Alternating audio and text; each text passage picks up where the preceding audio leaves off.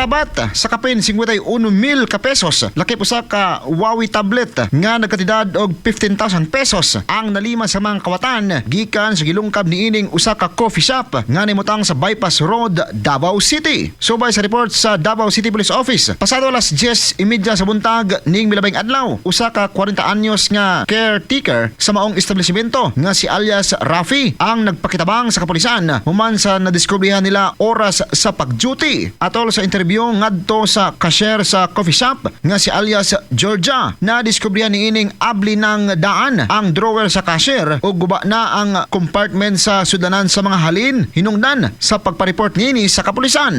Diyang gisusi ang kuha sa CCTV footage. Nasayran nga pasado alas 3:30 sa kadlawon sa susamang adlaw diyang gioperasyonan sa duha ka lalaking kawatan ang maong coffee shop. Din usa kanila ang pugsanong misulod agi sa glass window og naglungkab samtang ang usa nga nakamotor mo'y nahimong lockout kinsa gilayong misibat dala ang mga kinawat. Kasamtangang nagpadayon ang follow-up operation sa kapulisan batok sa mga suspitsado uban ang pag-awhag sa mga dunay impormasyon labot sa insidente nga makigalayon sa kapulisan alang sa kasulbaran sa kaso og mapatubag sa balaod ang mga nalambigit. Katropa, kaping nga healthy dunay glutatayon and collagen na imong gipangita mag Santon Gold Coffee Mix na alang sa nagkayusang Pilipino para sa Pilipinas. Katropang gabalas, XFM News.